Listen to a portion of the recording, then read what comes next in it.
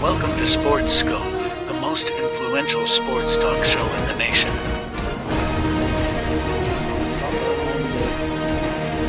What's today, the 19th? Stay tuned for updates and great sports content. Welcome to Sports Scope, the most influential sports talk show in the nation.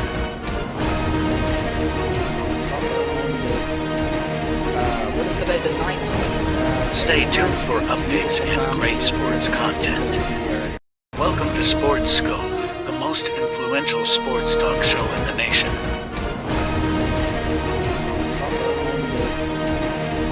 What's today, the 19th? Stay tuned for updates and great sports content. Hello, everybody. Welcome to Sports Scope. I'm your host, Robert Butler here. Got a great show on you to talk about tonight. Really good week last week in college football. Got another great one coming up on Saturday.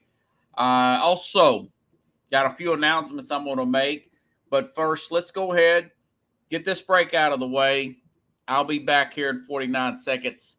Then we'll hit the ground running here on Sports Scope.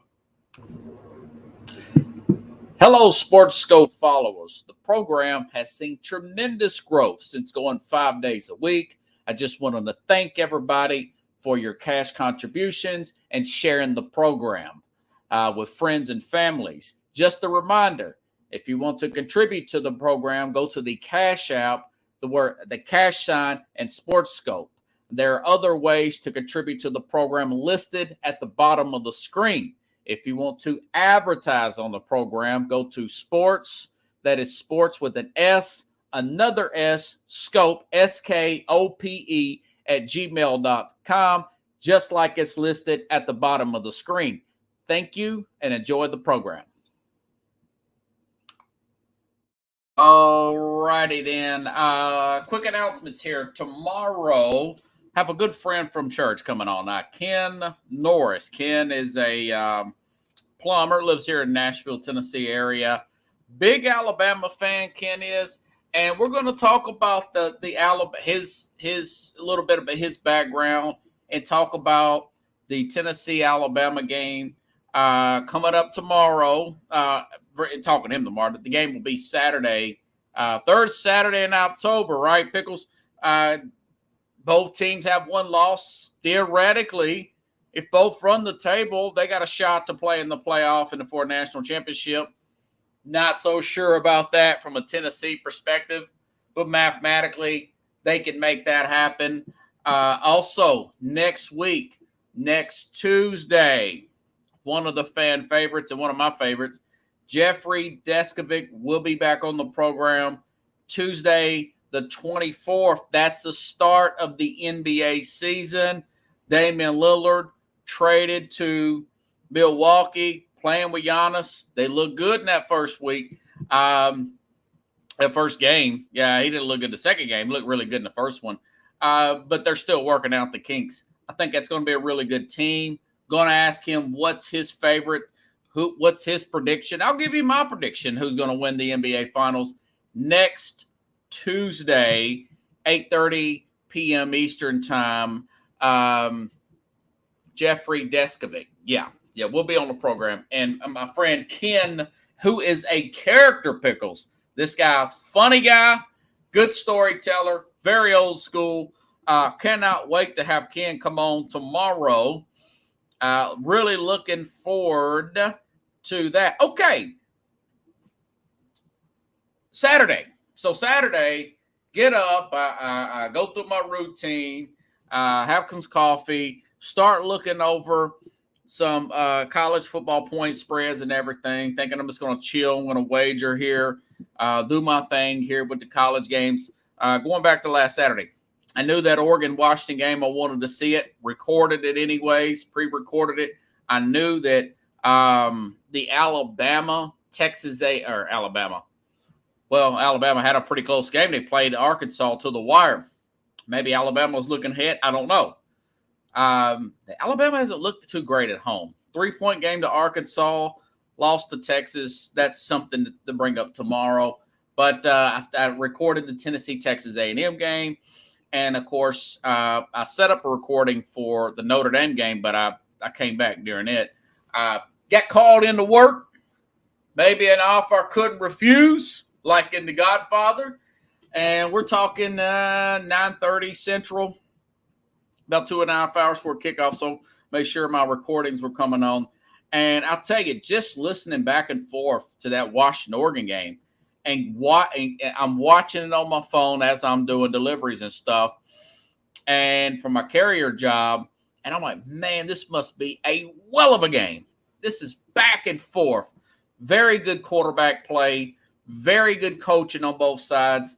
It wasn't perfect. Both teams, I want to say both players had quarterbacks, Bo Nix and Michael Penix, had interceptions in that game. That being said, Penix, Bo Nix. Bo Nix did not have an interception. Very average player, good game manager, got a lot of experience. Don't think he's going to be a star in the NFL. He'll probably get drafted. I think he's probably a backup. I'm sorry. 333 yards, 337, 2 touchdowns, no picks for Nix. Bo Nix played a good game. Michael Penix, though, 300 yards, 4 touchdowns, 1 interception, QBR 89.2. I think he's got a very good, quick snap of a throw. I watched the game over today. I had it recorded. And man, was that crowd into it, Pickles. Seattle, Washington Huskies. Did not think I would be this excited about talking about the Washington Huskies. But like Pickles just put down on the screen there, Penix looks sharp. He's a combination of another left-handed quarterback. Ironically, that went to Washington years ago would be Mark Brunell, also a left-handed quarterback here. Now, he does have 3 NFL quality wide receivers. Kirk Herbstreit said that there were 35 NFL scouts at that particular game, those 3 receivers. I looked up some of the ratings here. This Braylon Trice, Rome Ozune. You're going to hear about this guy. He had a really good game as well. And Jalen Polk, wide receiver. I mean, these guys, even this guy, Jalen Millen, all these guys, all 4 wide. No, excuse me. That other guy's this Braylon Trice was a defensive end. This Rome Ozune, I'm sure jacking that name up. He's gonna play on Sunday. This Polk and McMillan, they're all 3 gonna get drafted. And Penix, it's his Heisman to lose at this point. And I want to say Carlos called that early in the season. So it's really his. This guy may go way up the board. I mean, he could be number 1 pick, folks. I mean, as good as he looked, he makes quick decisions. He is. I'm doing this in my head. They're blitzing him. I'm thinking 1,000. I couldn't get to 2-1,000. Throw caught. That's what you want to 1,000, 2-1 throw caught. That's what you want in NFL. You do not want a guy in college running around all over the place. Remember, the fields are bigger. The hash marks, they're wider fields. You want bam, like, soon as I'm backing up, and those are really good 8 to 10 yard passes. Look very routine. You'll be surprised at how many players cannot make those passes. I just read today, Anthony Richardson, the top draft pick for the Colts, could not make those throws at Florida. Very good athlete, strong arm, a powerful player there, power runner. He's already done for the season with injury, season-ending injury, and it's not even November yet. You want guys like Michael Penix, who right now, if you looked at the Tennessee Titans game and the quarterbacks they got playing, I would take him over any of those guys. Just judging by the way he played in that particular Oregon game, because he has won 1,002. That's how you have to. That's the NFL. Everything is quick. They're changing zone. They're changing blitz. Kirk Herbstreit's like, well, he picks apart the zone, so they're blitzing him, and he's getting rid of it in record time here. So I really like what I saw out of him, and that was a great game. Of course, I did take 3.5 in Washington, and they won by 3, which really irritates me if you were betting at that particular game. But I will say this: it was it was a great game, and like I said, he's a combination of a Mark Brunell. I did, and maybe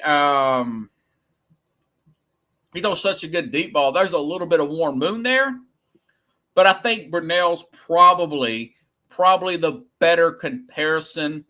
Mark Brunell played 19 years in NFL. I did not know that. So, yeah, it was a great game there. Really like what I saw. Okay. Going back to the Caleb Williams here. USC game. I tell you what, it looked like a team. I had to go back and check the box score because I did watch that game, most of that one in real time. And the first possession, Caleb Williams, interception, forcing it. They do not have the crispness of the crisp route running. They did not look like that Washington team. I think they would drill USC if those two teams played today. Of course, they've already lost to Notre Dame. But, I think that is one of those deals where he's forcing the issue because he knows this team does not play a lick of defense, and they really don't have a consistent running game with USC. I should have caught that.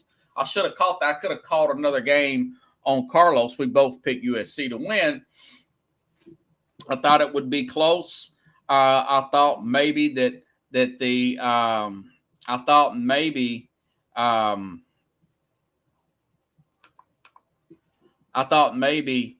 it would end up being Freeman would make a mistake. I thought he would do a Brandon Staley, the young coach there for Notre Dame, but he didn't have to because USC gave him the game early and often. 3 interceptions, 1 on the first drive, 3 in the first half.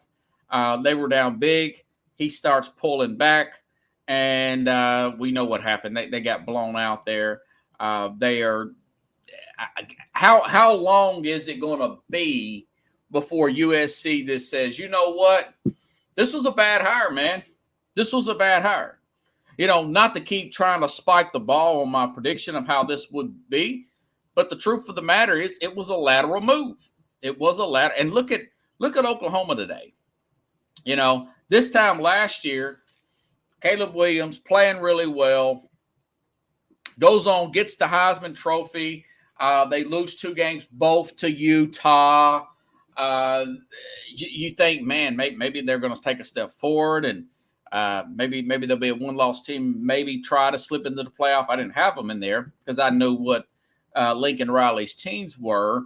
And then last year, you're looking at Venables, and I said, man, this got 7 games lost. Are you kidding me? Totally lost out there. One of the worst Oklahoma teams I've ever seen last year. Now they've got it back this year together. They're undefeated. They just come off of a win a couple weeks ago to Texas. And now USC, who's given up 40-something points to Colorado, 40 to Arizona, 48 to Notre Dame, probably should have lost maybe that Arizona game as well. That's, what a difference just 1 year makes, folks. And you got to think to yourself, okay, so Lincoln Riley, there was some speculation that Riley was just leaving Oklahoma because he knew that they were going to be in the SEC next year in 24. Remember, Texas and Oklahoma both are going to be in the SEC next year, and he struggled against the Georgias of the world. You know, he struggled against these powerhouse SEC teams, and he didn't want to get because you got to play some defense in this league. This is the best of the best most of the time. Kind of a down year this year, but it's the best of the best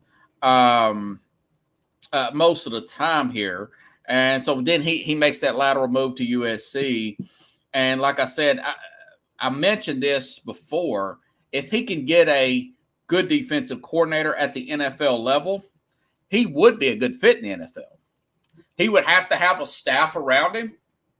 You know, I could see him being a Sean McVay type of guy in the NFL for him just to work with the quarterback. I just went rant and raved on Monday about how this league is built so much on offense now. But, I mean, you do need some defensive personnel, but my budget would be about 70-30 on the offense. Most of that will go on the quarterback and the line and maybe one or two skill position players that get some money, a receiver and a tight end. I think you can move off running backs. And then maybe a tackle, a really good, reliable, durable defensive tackle, and maybe an edge rusher. And I would probably even go on draft pick guys for cornerbacks now and safeties, linebackers. So that's how this league has changed. I understand. I want my team to be physical too, just like you do. A lot of you do. I know that's what wins in this league. But also I know that you have to have dynamic quarterback play. So look for that to be a possible talking point in the next 2 years. Lincoln Riley to the NFL, maybe, I'm not guaranteeing it, maybe a better fit at the NFL level than the collegiate level. Just food for thought.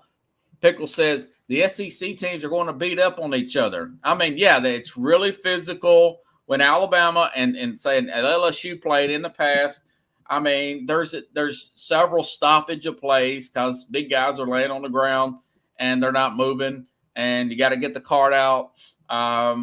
That's life, and people just take it. They take it more serious down here. We take it. We just love football like that.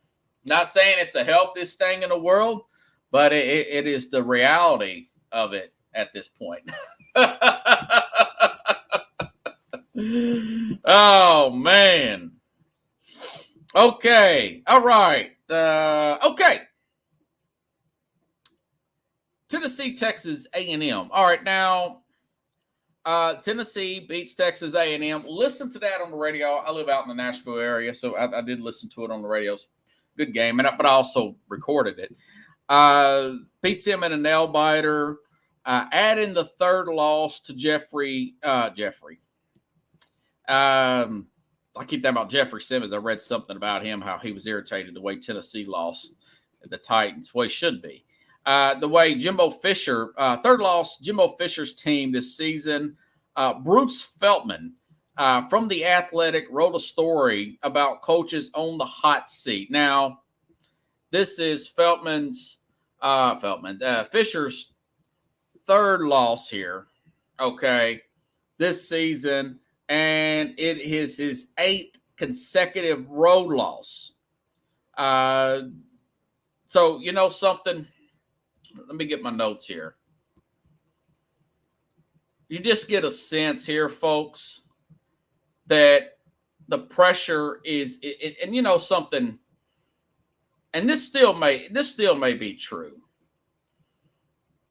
When Jim Harbaugh took the job, when Jim Harbaugh took the job with Michigan, I was just sure that was going to be a lock to either be very close to the national championship.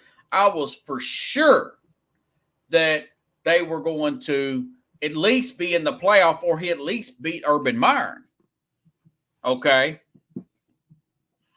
And I'm just not so sure about this, you know. But like I said earlier, okay, here we go. Bruce Feldman says that he's listed as one of the coaches, this is Athletic writer, on the hot seat.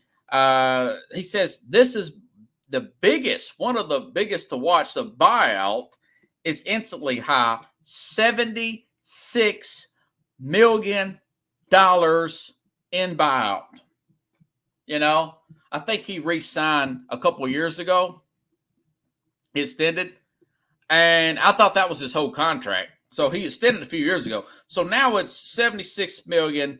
Veltman says, by the man who once led Florida State to the national championship, underperforming A&M. And I agree. He's underperforming A&M. No getting around that. They're paying him gobs of money with the expectation the program will compete for national titles.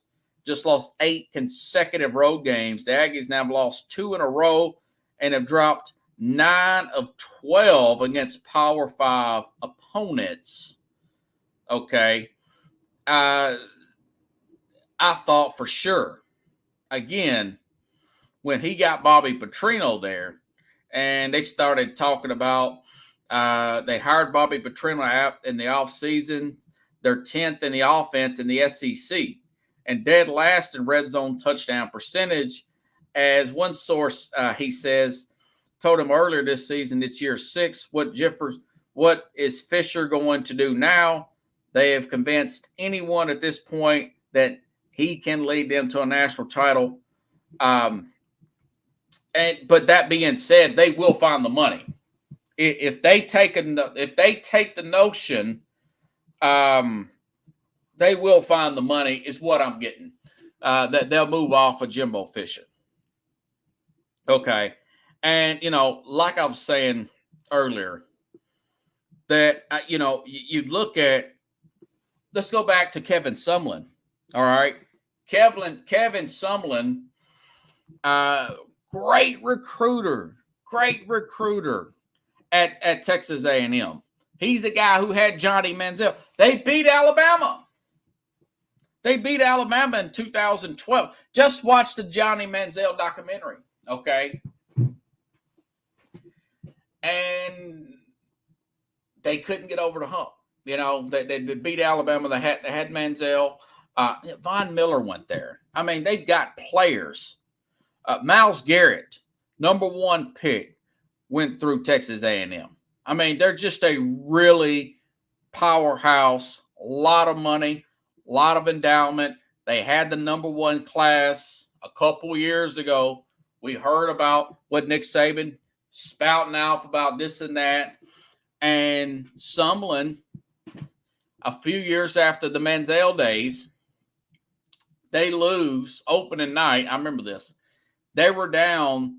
They had a 3-touchdown lead in opening night a few years back before they got Fisher. And UCLA came back. Remember that? UCLA came back 3 touchdowns. And UCLA wins the game.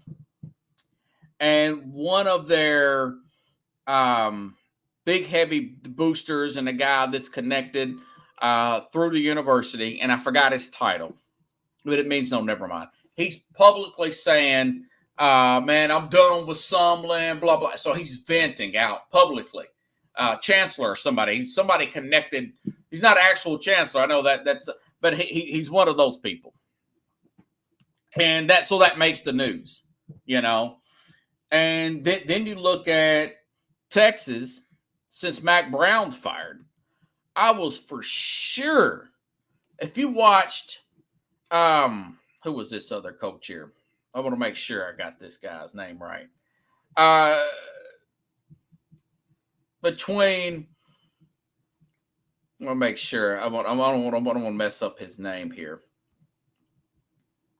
Charlie, I'll get it here in a second. Stuff is froze up on me here. But basically, it was a former Louisville coach, okay? I was for sure he was going to win there at Texas. Great recruiter. Excellent. He did a lot at Louisville. Did a whole lot at Louisville. Okay. Then you got Tom Herman there. I mean, comes over from, he was an assistant in Ohio State. He was an assistant at Ohio State. Tom Herman took over at Houston And I want to say they beat like Oklahoma. I mean, they were really good. He got a lot of guys drafted pretty high there. Charlie Strong was the other guy I was thinking about. Used to work at Florida. Then he went to Louisville. Then he went to Texas. He was brought into Texas to tighten that defense. Couldn't quite get the defense squared away. And Tom Herman, recruit like nobody's business, played coach really well at Houston, not too far away. And they pushed him out. He was underachieving at Texas. And I'm comparing these. I'm talking Texas and Texas A&M, and it makes me think about the movie Friday Night Lights, the movie with Billy Bob Thornton, with Billy Bob Thornton there, the movie Friday Night Lights. How the guy's talking to him in the parking lot at Walmart. Said, "Man, we got to beat so and so this week, Coach. We got to beat so and so."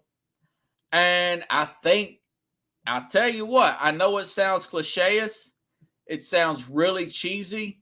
But with all that extra money, I mean, the pressure in Texas, because the facilities in both of those schools are so good that I think it's overwhelming.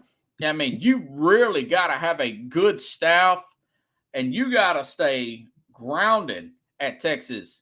I mean, it swallowed Mack Brown. Think about this for a second.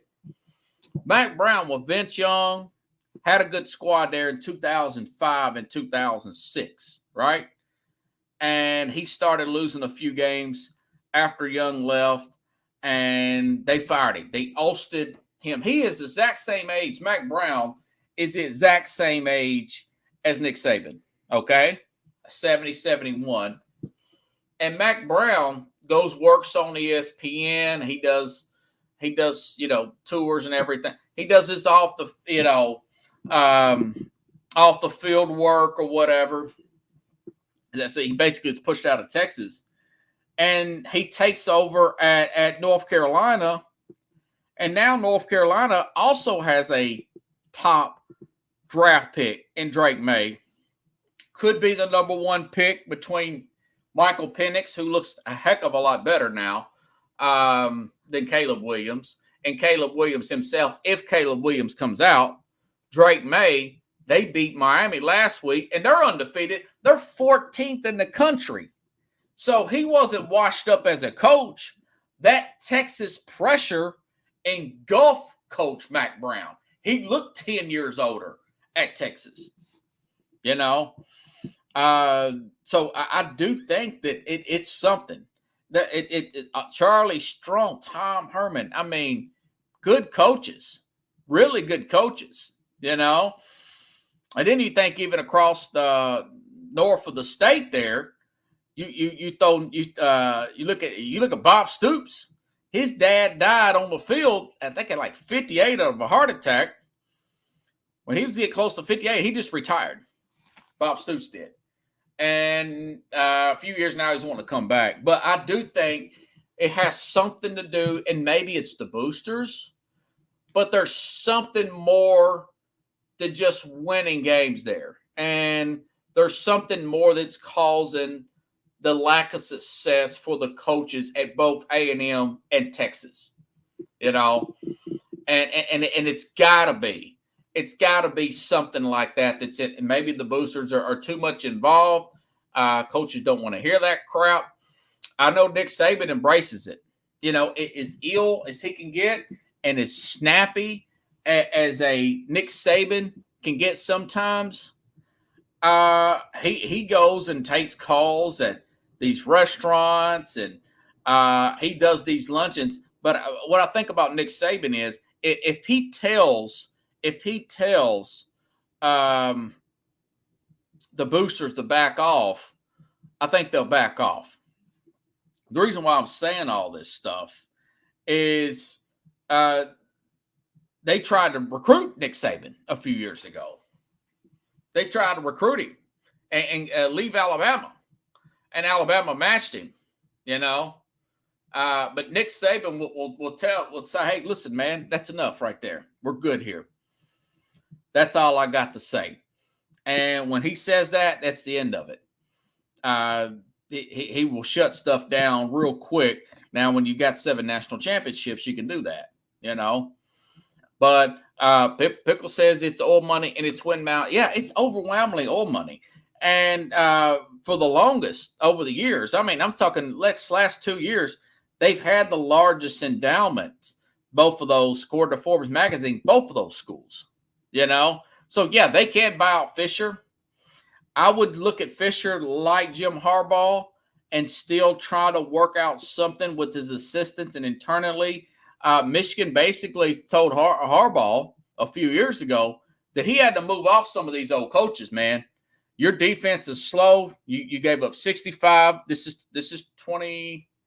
What was it, 21? No, that's a 21, 22. I think this was in either 20 or 19 or both. Actually, those 2 bad blowout losses to Ohio State, he was forced to get rid of his defensive coordinator. Got some younger coaches in there. Their defense got a lot faster. Team got a lot better. 2 blowout wins over Ohio State now. Some are saying they're the best team in the country. That remains to be seen. They haven't really played anybody. McCaffrey's good, but we'll see. I think they're probably going to go play Alabama for the national championship. That was my preseason thing, but I don't know if Alabama can make it. But they got all their starters back, and McCaffrey is also considered. The last mock I read on him is he's going to go to Minnesota in one of the mock drafts, and like 20th or 21st or whatever, depends on how bad they finish. So my thing is, maybe do you give him another year? Now remember, folks, he had been Jim Harbaugh was at Michigan in 2015. He didn't beat Ohio State to 2021. That was 6 years. I mean, I believe in Jimbo Fisher. The guy won a national championship. I like his play with quarterbacks.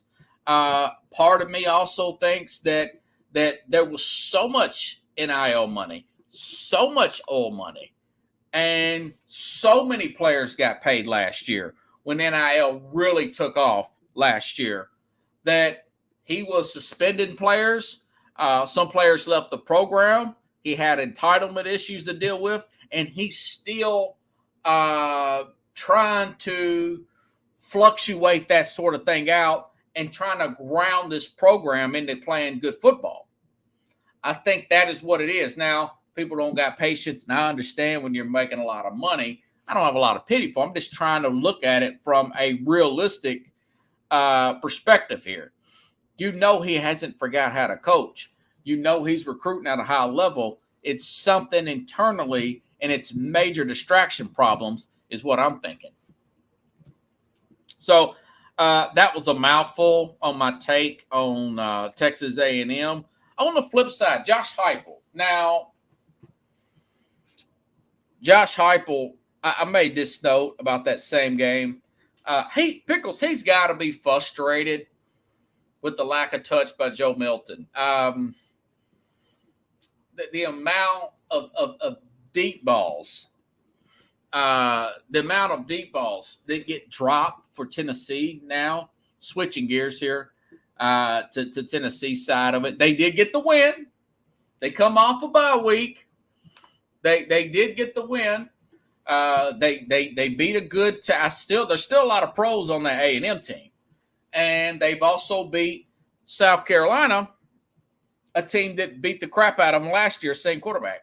They beat South Carolina. They beat A&M. They're one of the highest rushing teams in the nation. They're the number 1 or number 2. They run the ball extremely well. But this Joe Milton, he cannot hit the deep. He's the opposite of Michael Penix, Pickles. He cannot hit the deep ball. This defense got 2 interceptions. Oh, Max Johnson, by the way, that's Brad Johnson's son, Super Bowl champion with the Tampa Bay Bucks from 2002. That's his son. But this Joe Milton, if I'm Heupel, they got to play at Alabama on Saturday. at 3:30 Eastern, 2:30 Central, and I can't wait. I think it's going to be a good game. I'm probably repeat this the next few days. So this because I'm going to talk about it with Carlos, and I'm going to talk about it tomorrow with Ken Norris. It's going to be a great interview. I love Ken. He's great. He's funny guy, good personality. But I will maybe 3 a game, not a drive. 3 long balls, 3 passes over 20 yards for Joe Milton the whole game because he cannot hit the deep ball. It's like watching some of you older audiences are about my age. I looked at some of my demographic, 35 to 44. There was a movie, really funny movie. I talked about it a few months ago with Carlos called Necessary Roughness with Scott Bakula, right? He's this 38-year-old guy. He's coming back to college, and he's quarterback. And they got this really good wide receiver, and the guy's calling it, and the quarterback's going back, and he's open. He's got it. He's got the cornerback beat by like 5 yards, and which is wide open in the college game, right? And this guy's throwing in the perfect pass, and they're playing the music, and he's running, and then, misses it. I mean, that is every deep ball that Joe Milton throws. He's like, yeah, he's going back. He's Joe Milton. And Heupel's got these perfect plays drawn up. I saw it in the Florida game. I saw it again in the South Carolina game. I saw it again Saturday. I watched the replay early this week. Recorded it. And I thought, you just got to quit calling those shots, man. I mean, not unless it's just they're just blatantly giving it to you. You got to quit calling those shots. You've got to scheme up, and I'm sure he's thought about this, Heupel, on the staff, but it's sitting on film. Everything's got to be inside. It's got to be short, easy, to the tight end, to the running back. He's got to run. This dude needs about 10, 12 carries a game. I would run some option with him because they got one of the best running games in the country. Tennessee does. What's this guy's name? Jalen Riot or whatever. Really good running back. Speedy guy. Squirrel. They got another guy, Squirrel White or something like that. Another speedy guy, So you look at that, and of course you got Monroe on the other side with Alabama, who's not all world himself. They almost lost to Arkansas last Saturday. They did get beat by Texas A&M. Now, they had a good game against Ole Miss. They handled Ole Miss. Maybe the Arkansas game, they were looking ahead.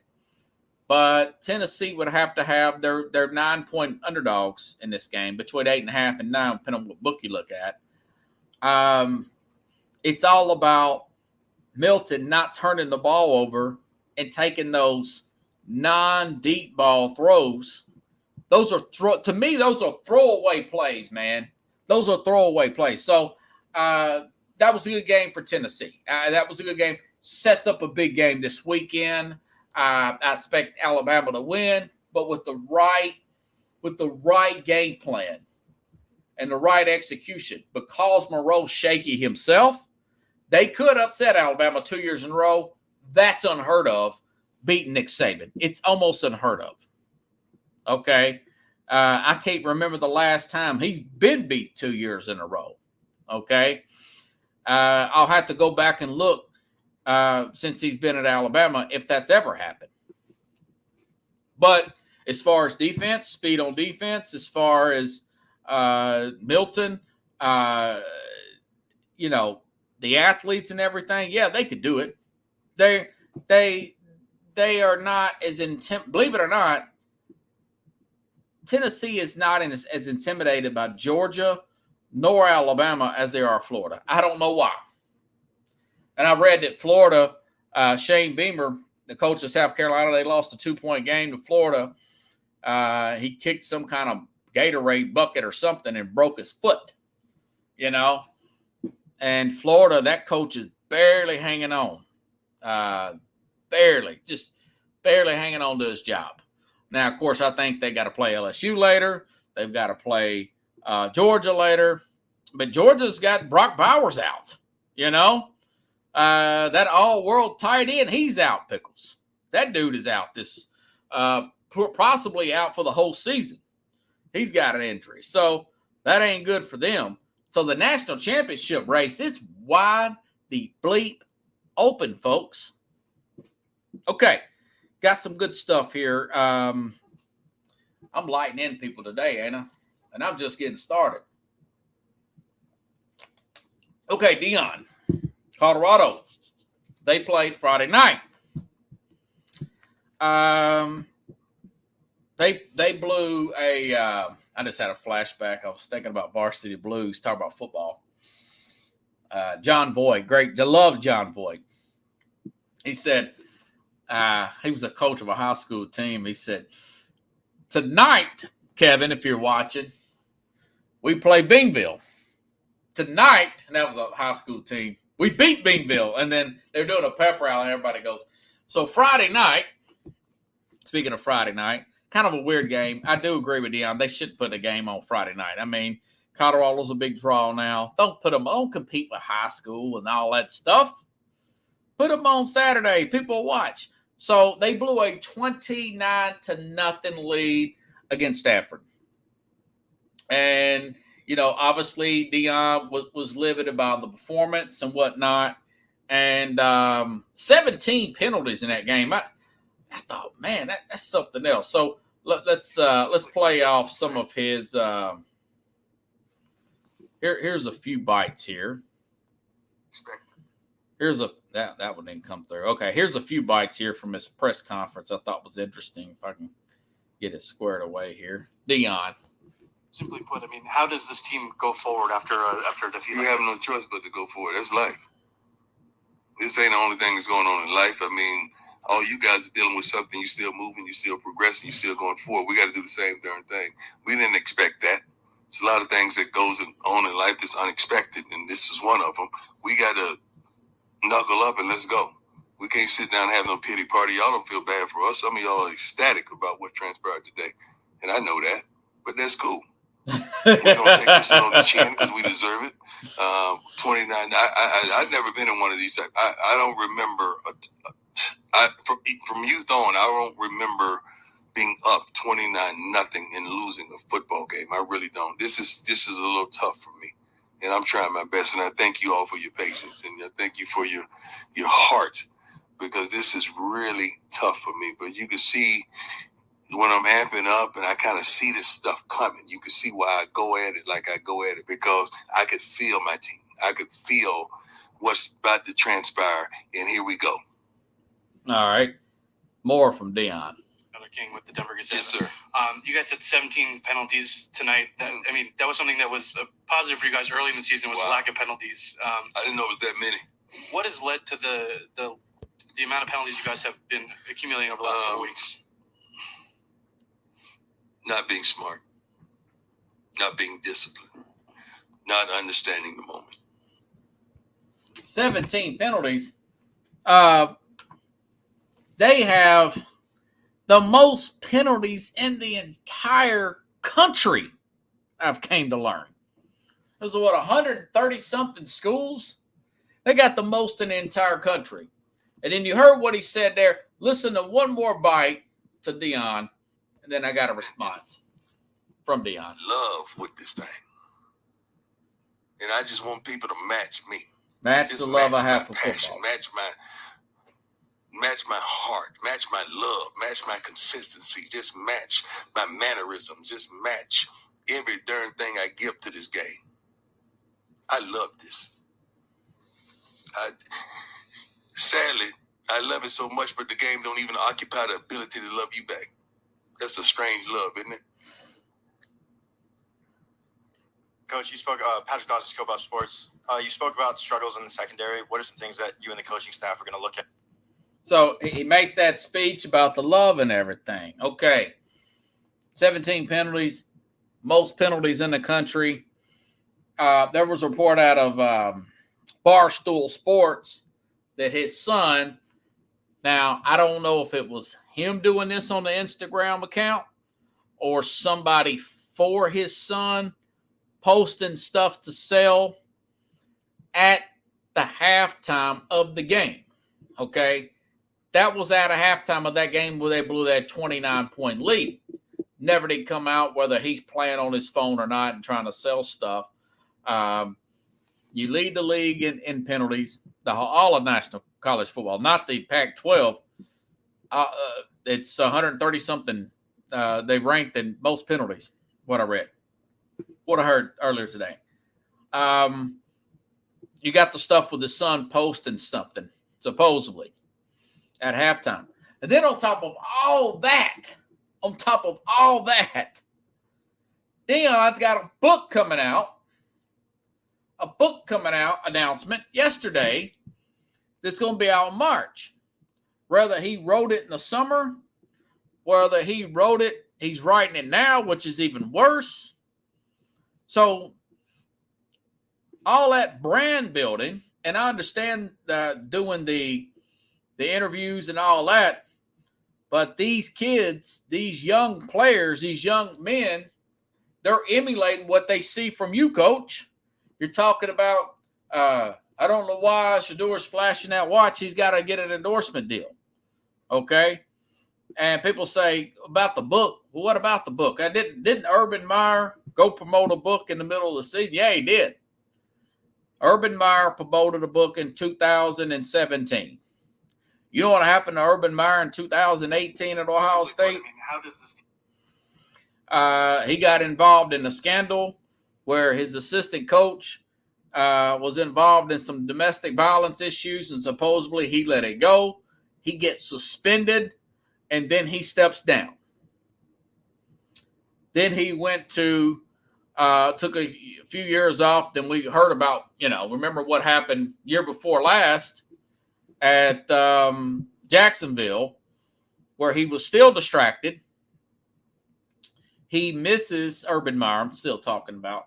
He misses the plane and does not fly back after a loss, a Thursday night loss to the Cincinnati Bengals. He stays over in a bar that he owns, and there's photos coming out with him. Will look like that he was letting the woman grind up on his knees and all that. And then that spun out of control. His wife, people was asking his wife about it. We heard about that. Then he had the fallout, and he was fired after 1 year. So you can't be distracted.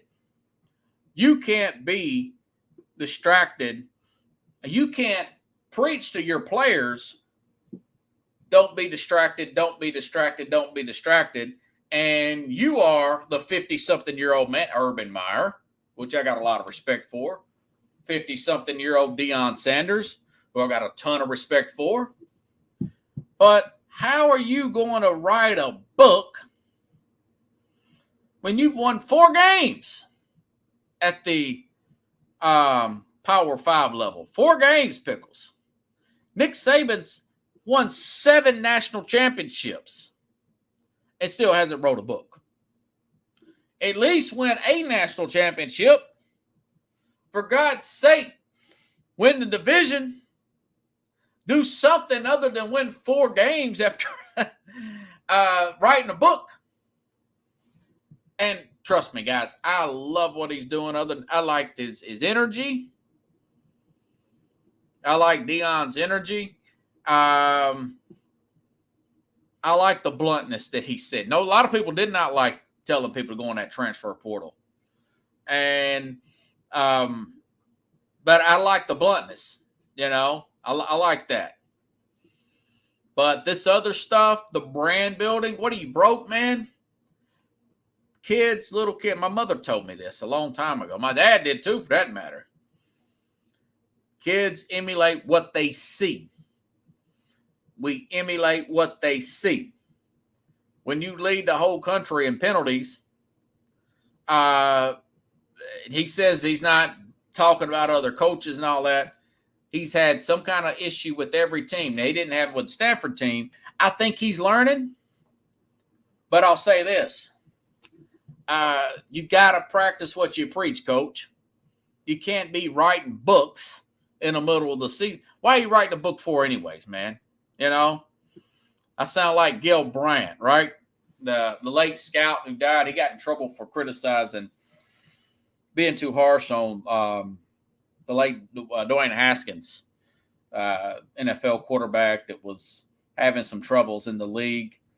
And they asked Gil Brandt, you know, the guy was, there was rumors he was on some type of drugs or whatever, walking on the highway and got ran over in Florida.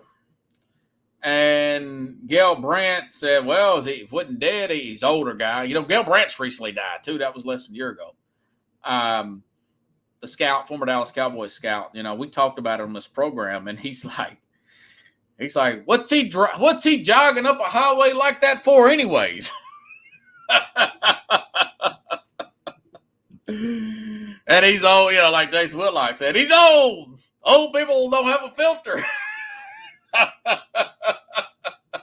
But I can hear Gil Brandt's voice in my head saying, you won 4 games, Deion. What you writing a book for, man?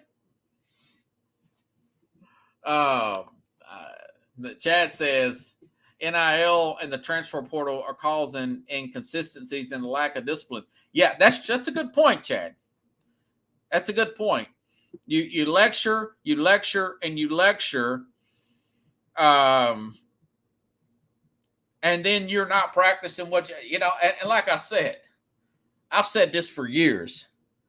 For the most part, I would probably take Urban Meyer at Tennessee. Now, Urban is he's not a guy that stays anywhere long. I think he stayed 6 years at Ohio State, and you know, these real high energy guys that like to get stuff done yesterday, these AAA personalities. I don't know how Nick Saban's done it. I really don't. He is just a different animal than everybody else.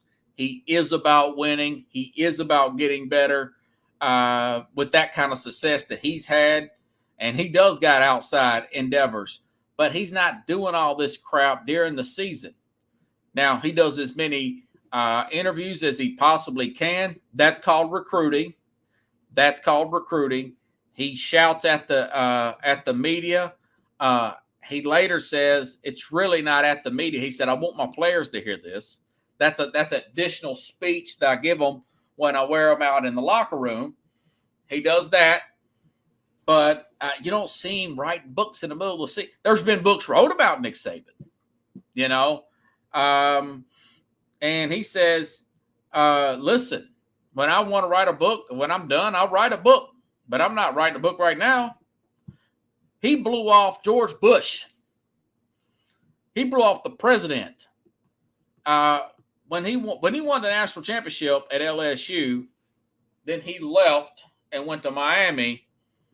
He got on the news. He blew the president off. He said, man, I've got to break in this offensive line. I'm sorry. Nothing personal, Mr. President. But I got to do my thing here, you know. But you can't be writing books, selling sunglasses, trading Martin Prime. I mean, everything is brand. You know, like Colin Cowherd said, he said USC, they got a quarterback here. He's got 3 national commercials and a defense that can't make a tackle.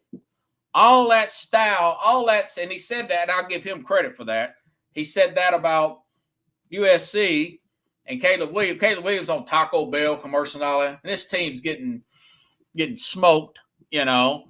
And then he says, look at the same thing with Colorado. You know, you got all these sunglasses things and everything, and they're blowing 29-point leads to Stanford. And Stanford ain't even that good, you know. I think Deion will clean it up, but it looks like that just being a cynic, and Jason Whitlock's been on this. It looks like he's just trying to get his sons through, and then he may be done with coaching, and that would be disappointing.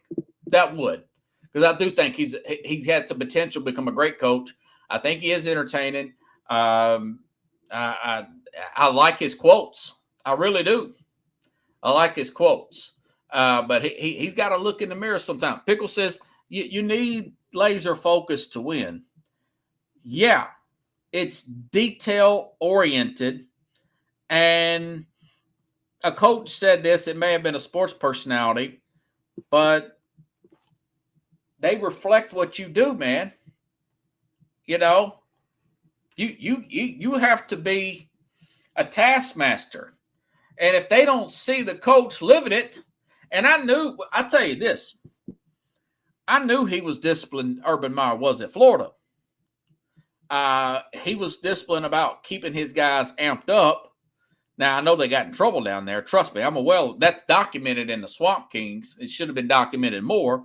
I knew about the bar fights, the drunk driving stuff. But when it comes to players being in shape, players being intense, players being ready to play from a mental and a physical standpoint, during his time at Florida, they were there, you know. And he did win a national championship. He won so much at Ohio State early on, he got bored, you know. Tennessee's never beat Urban Meyer. Jim Harbaugh's never beat Urban Meyer. But I think once he started to, and he'll admit this, he'll admit this himself. There was a period, maybe it was a midlife crisis, I don't know. But he started getting off track about 2017, putting that book out in the middle of the season. Then you hear something about the assistant and the things like that. Then you a couple of years later, he does all this crazy stuff that's very Urban Meyer-like at Jacksonville. And now he's back with Fox Sports doing their halftime show. So I don't know. Something the guys in their mid-50s. I don't know. Maybe not. But hope the best for both of them. Dion, got to get it together, brother.